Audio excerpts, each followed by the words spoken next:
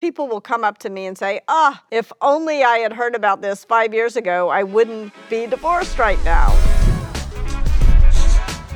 Radical candor is caring personally and challenging directly at the same time.